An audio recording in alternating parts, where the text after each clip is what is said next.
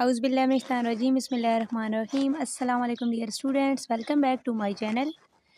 ENG 513 final term series का 4th lecture है, जिसमें हम लेसन नंबर 24 के क्वेश्चन आंसर कवर करेंगे। वीडियो स्टार्ट करने से पहले एक रिक्वेस्ट है, अगर आप चैनल पे न्यू है और अभी तक आपने मेरे चैनल को सब्सक्राइब नहीं किया तो जल्दी से चैनल को सब्सक्राइब कर दें ताकि लेटेस्ट अपडेट्स आपको मिलती रहें। Let's get started. First question है हमारे पास, what are the key insights provided by new techniques like brain scans and ERP in understanding language processing? These techniques reveal that language processing is a complex interplay of various factors rather than a single isolated process. Next question है, why do researchers rely on metaphors and models to understand multilingual processing? यानी जो researchers हैं वो multilingual processing को समझने के लिए metaphors पे और मॉडल्स पे क्यों रिलाई करते हैं? Directly observing brain activity to understand how different factors interact it knows is not possible. Metaphors and models provide a framework for understanding and testing the effect of these factors. यानी कि human brain को directly इंसान देख तो नहीं रहा होता कि उसको ऑब्ज़र्व कर सके जो एक्टिविटीज़ कौन कौन सी हमारे ब्रेन में परफॉर्म हो रही हैं, तो उसके लिए मॉडल्स और फ्रेमवर्क बनाए जाते हैं और उनकी मदद से डिफरेंट फैक्टर्स को एनालाइज किया जाता है. नेक्स्ट क्वेश्चन है, according to Levelt's speaking blueprint what are these three main stages of speech production? तो ये मोस्ट इम्पोर्टेंट क्वेश्चन है. लेवल्स के जो मॉडल था उसके आपने 3 स्टेजेस बताने हैं. स्पीच प्रोडक्शन का जो मॉडल था तो ये आपने लाजमी याद रखना है. सबसे पहले conceptualiser generates the preverbal message. ठीक है, यानी हमारे माइंड में जो हम बोलने से पहले जो सोचते हैं, कॉन्सेप्चुलाइज करते हैं, कॉन्सेप्ट्स बनाते हैं. Formulator selects lemmas and constructs the sentence structure. फिर हम उसको एक बात में, एक सेंटेंस में कन्वर्ट करते हैं. Articulator pronounce the words. और थर्ड और लास्ट स्टेज में हम वर्ड्स को बोलते हैं. तो ये 3 स्टेजेस हैं. कॉन्सेप्चुलाइज़र जिसमें हम वर्ड्स को यानी कि सोचते हैं, कॉन्सेप्ट्स बनाते हैं कि क्या बोलना है. फार्मूलेटर फिर हम उसको एक सेंटेंस में फार्मूलेट करते हैं. एंड देन आर्टिकुलेटर उसको वर्ड्स को हम बोलते हैं, प्रोनाउंस करते हैं. तो ये लेवल्स के मॉडल के 3 स्टेजेस थे. नेक्स्ट हमारा क्वेश्चन है, what are the key elements of a word entry in levels model and how are they related? तो लेवल्स का जो मॉडल था उसमें key elements of the word entry क्या है और ये किस तरह से रिलेटेड है. Lemma contains a conceptual, semantic, syntactic and pragmatic information. ठीक है, एक होता है लेमा जिसमें कॉन्सेप्ट्स होते हैं, सिमेंटिक यानी कुछ वर्ड्स उनके कुछ मीनिंग, सिंटैटिक एक स्ट्रक्चर होता है, एंड प्रैग्मेटिक और उसके पीछे जो इन्फॉर्मेशन, जो मैसेज हम कन्वे करना चाहते हैं. And lexeme contain the phonological form associated with the lemma. यानी जाहिर सी बात है जो हमारे वर्ड्स होंगे, जो हम कहना चाहते होंगे, जो हमारा मतलब होगा, वो हम किसी साउंड की मदद से ही उसको वर्ड्स में और फिर सेंटेंस में कन्वर्ट करेंगे ना. तो 2 इंपॉर्टेंट एलिमेंट्स हैं, लेमा एंड लेक्सीम. नेक्स्ट क्वेश्चन है, what is the main criticism of levels model regarding it's strict modularity? इसकी स्ट्रिक्ट मॉड्यूलैरिटी के हवाले से इस पे जो क्रिटिसिज्म हुआ था वो क्या था? मेन क्रिटिसिज्म क्या था? The lack of direct feedback mechanism makes it difficult to account for the transition between stages and how the right words are selected from the lexicon. तो ये इस पे मेन क्रिटिसिज्म हुआ था.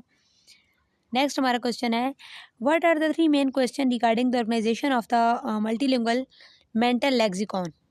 3 मेन क्वेश्चन बताने हैं जो कि organisation of multilingual mental lexicon से रिलेटेड है. फर्स्ट है जी, is lexical information stored in one big lexicon or separate lexicons for different languages? Can languages be switched on or off to achieve accurate processing? How can language be kept apart in speech production? तो ये 3 main questions थे जो कि किए गए थे. Next हमारा question है, what is the core idea behind the spreading activation model of multilingual lexicon?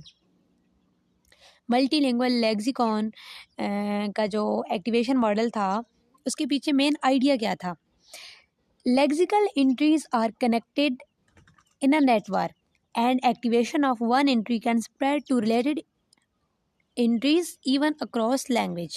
तो ये मेन आइडिया था कि जो लेक्सिकल एंट्रीज़ हैं ये एक नेटवर्क में कनेक्टेड होती हैं और एक एंट्री की जो एक्टिवेशन होती है वो रेलेवेंट एंट्रीज़ में स्प्रेड होती है इवन की लैंग्वेज में। नेक्स्ट हमारा क्वेश्चन है, what is the difference between compound, coordinate and subordinate organisation of bilingual lexicon according to Weinreich. Weinreich का जो कॉन्सेप्ट था उसके मुताबिक coordinate, compound, subordinate organisation of bilingual lexicon में क्या फ़र्क है। कंपाउंड वैनरिच के मुताबिक है जी, one concept different words in each language. Concept एक हो लेकिन उसके लिए डिफरेंट वर्ड्स हों डिफरेंट लैंग्वेजेस में, ठीक है, ये कंपाउंड है। Coordinate separate concept for each word in each language, यानी हर वर्ड के लिए कॉन्सेप्ट भी सेपरेट हो और वर्ड भी सेपरेट हो हर लैंग्वेज के अंदर। ऊपर हमने पढ़ा कि कॉन्सेप्ट सेम था बट उसको डिस्क्राइब करने के लिए हर लैंग्वेज के अंदर वर्ड्स डिफरेंट थे कंपाउंड में, लेकिन कोऑर्डिनेट में कॉन्सेप्ट भी सेपरेट है हर वर्ड से रिलेटेड और वर्ड्स भी सेपरेट है हर लैंग्वेज में। आगे subordinate, concepts linked to L1 words with L2 words assessed through L1, यानी कि concepts जो हैं L1 के वर्ड्स में वो L2 के वर्ड्स को उससे कनेक्ट करें, ठीक है, कॉन्सेप्ट की मदद से हम मीनिंग को समझें एक लैंग्वेज से दूसरी लैंग्वेज में, ये सबऑर्डिनेट है। आगे जी हमारा नेक्स्ट क्वेश्चन है, what is the significance of language node concept in model of multilingual lemma selection. तो लैंग्वेज नोड का क्या कॉन्सेप्ट था, उसकी क्या सिग्निफिकेंस है। It suggest that lemma contains information about the language they belong to. इसका मतलब था, ये सजेस्ट करता है कि जो लेमाज होते हैं वो इंफॉर्मेशन कंटेन करते हैं उस लैंग्वेज की जिससे वो बिलोंग करते होते हैं। Influence the selection process.